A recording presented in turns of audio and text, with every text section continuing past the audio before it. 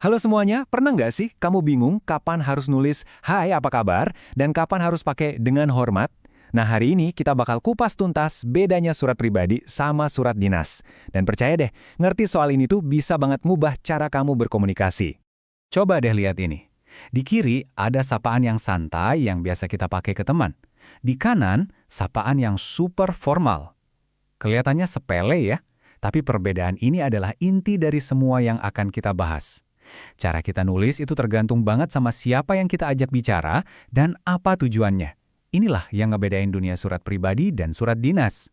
Oke, mari kita selami lebih dalam. Kita akan bedah dua jenis surat ini, surat pribadi dan surat dinas. Dua dunia yang kelihatannya mirip karena sama-sama tulisan, tapi ternyata isinya beda banget.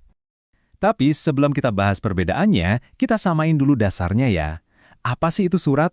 Gampangnya, anggap aja surat itu wadah buat pesan tertulis. Bisa di kertas, bisa juga di email. Nah, dari wadah yang sama ini, isinya tuh bisa bercabang ke dua arah yang sangat-sangat berbeda. Yuk, kita mulai dari yang paling akrab di telinga dan paling sering kita temui, dunia yang hangat dan penuh sentuhan personal, yaitu surat pribadi. Jadi, kuncinya tuh di sini. Surat pribadi itu soal koneksi antar individu. Yang nulis ya satu orang, buat orang lain, bukan sebagai wakil dari kantor atau organisasi manapun. Isinya pun ya seputar urusan pribadi, entah itu cuma nanya kabar, curhat, atau berbagi cerita. Nah, esensi dari surat pribadi itu ya tujuannya buat ngeekspresiin perasaan, buat mempererat hubungan. Makanya bahasanya lebih santai, formatnya bebas, nggak ada aturan yang kaku. Kita bebas pakai kata aku, kamu, atau gue, elo. Intinya, ini tuh kayak kita lagi ngobrol, tapi versi tulisannya. Dengerin deh kalimat ini. Aku tunggu ya balasanmu. Rasanya personal dan hangat banget kan? Kamu nggak bakal mungkin nulis kalimat ini di surat lamaran kerja, kan?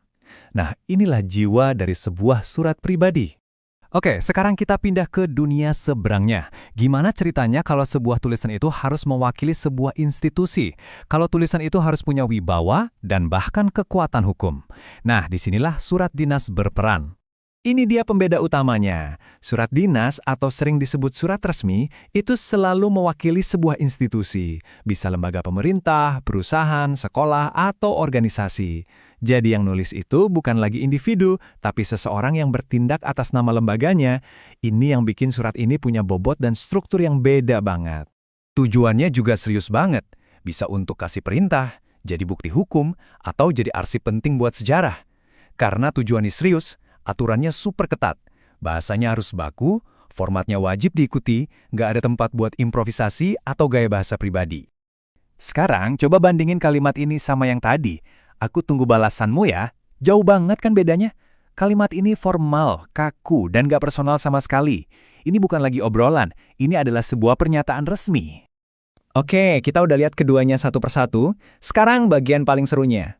Mari kita jajarin keduanya, kita bandingkan langsung biar perbedaannya makin kelihatan jelas. Siap? Kelihatan banget kan bedanya? Surat pribadi itu ibaratnya bebas merdeka. Nggak perlu kop surat, nggak perlu nomor, tanda tangannya cukup nama aja. Sementara surat dinas itu kayak dokumen negara, semuanya terstruktur. Harus ada kop surat sebagai identitas, ada nomor surat buat arsip, sampai tanda tangan pun harus lengkap dengan jabatan dan stempel. Coba kita operasi sedikit surat dinas ini ya. Setiap bagian ini wajib ada dan punya fungsi penting. Kop surat itu ibarat KTP-nya institusi. Nomor surat itu kayak sidik jarinya biar gampang dilacak. Tanpa semua elemen ini, surat dinas bisa dianggap nggak sah loh. Jadi apa inti dari semua ini? Kenapa sih kita perlu repot-repot ngertiin bedanya? Apa gunanya buat kita sehari-hari? Yuk kita tarik kesimpulannya. Pelajaran utamanya sebetulnya simpel. Pesan yang tepat butuh format yang tepat. Tahu kapan harus pakai gaya pribadi dan kapan harus resmi itu skill yang penting banget. Coba bayangin, kamu ngirim email lamaran kerja pakai bahasa gaul kayak surat ke teman, dijamin gak akan berhasil. Sebaliknya, ngirim ucapan selamat ulang tahun pakai format surat dinas lengkap dengan stempel, aneh banget kan? Kuncinya cuma satu, sesuaikan format dengan siapa kamu bicara dan apa tujuanmu. Nah, sebagai penutup, coba deh sekarang kamu pikirin, email terakhir yang kamu kirim, itu gayanya lebih ke pribadi atau dinas? Dengan mulai menyadari ini di komunikasi sehari-hari,